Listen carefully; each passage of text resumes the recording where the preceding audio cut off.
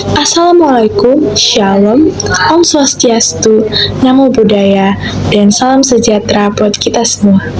Saya, Florencia, akan menjelaskan kepada teman-teman semua tentang kedudukan Belanda di Indonesia pada tahun 1816 sampai 1942. Yang akan saya bahas dalam video ini adalah yang pertama, latar belakang kembalinya Belanda ke Indonesia, yang kedua, kebijakan-kebijakan yang diterapkan Belanda di Indonesia, dan yang ketiga adalah dampak dari kebijakan-kebijakan yang ditanamkan Belanda kepada Indonesia sampai saat ini. Tentunya, kembalinya Belanda ke Indonesia mempunyai suatu tujuan dan hal yang melatar belakangi kejadian tersebut. Maka, saya akan menjelaskan latar belakang kembalinya Belanda ke Indonesia. Kembalinya Belanda ke Indonesia dilatar belakangi oleh menipisnya kas negara Belanda sehingga Belanda mengutus suatu gubernur untuk pergi ke Indonesia supaya mengeksploitasi sumber daya alam dan sumber daya manusia di Indonesia agar membantu meningkatkan kas dari Belanda. Gubernur yang diutus oleh Belanda tersebut adalah Van der Capellen yang bertugas pada tahun 1816 sampai 1826.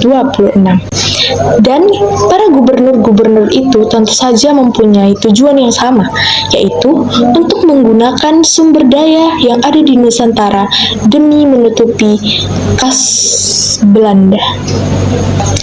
Namun sayangnya, meski sudah mengirimkan beberapa gubernur-gubernur untuk ke Indonesia, tetap saja Belanda tidak bisa untuk menutupi kasnya. Karena rakyat Indonesia telah melakukan penyerangan terhadap Belanda yang menyebabkan Belanda harus membayar biaya perang untuk dapat mengalahkan rakyat Indonesia dan akhirnya kas Belanda akan semakin menipis.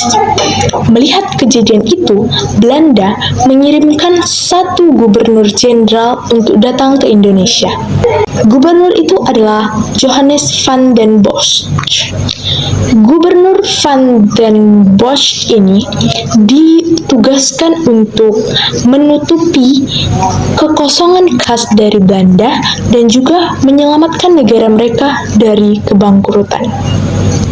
Untuk berhasil menjalankan tugas utamanya, Johannes van den Bosch melakukan suatu kebijakan, yaitu kebijakan tanam paksa atau Kulturstelsel.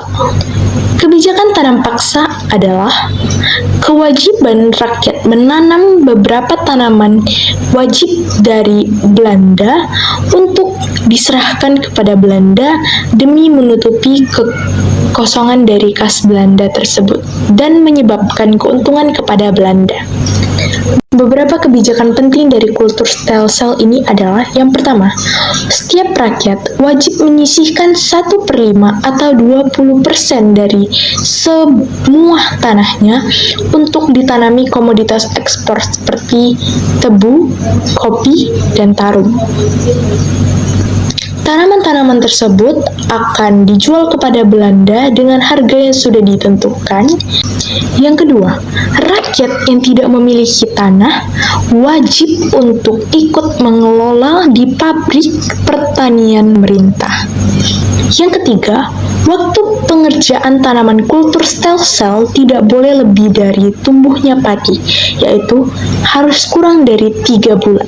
Yang keempat, kerugian yang disebabkan oleh adanya bencana alam, hama, dan lain-lain yang bukan merupakan kesalahan dari petani akan ditanggung oleh pemerintah. Yang kelima, pengawasan terhadap Kulturstelsel ini dilakukan oleh kepala desa.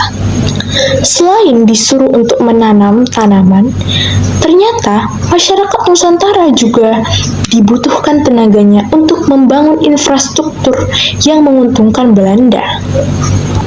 Contohnya adalah pembangunan jalan, jembatan, dan lain-lain untuk memudahkan transportasi Belanda. Nah, yang terakhir, dampak kebijakan-kebijakan tersebut bagi Indonesia.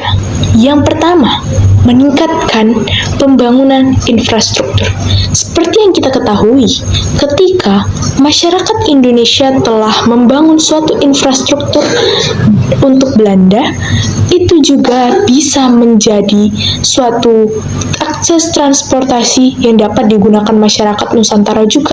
Artinya, kebijakan yang diterapkan dari Belanda ini dapat meningkatkan suatu infrastruktur untuk masyarakat Nusantara juga. Yang kedua, menjadi sistem mata pencaharian. Dengan menanam, masyarakat menjadi tahu bagaimana cara mengolah tanah, cara mengolah tanaman, sehingga itu bisa menjadi suatu mata pencaharian yang bisa digunakan untuk memenuhi kebutuhan dari masyarakat tersebut.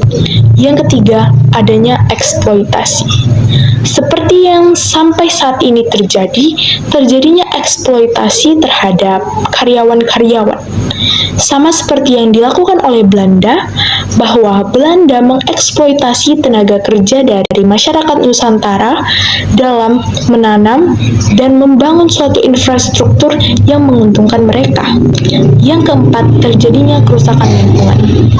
Dengan adanya tanam paksa ini akan menyebabkan suatu kerusakan lingkungan yang sampai saat ini kita rasakan dampaknya.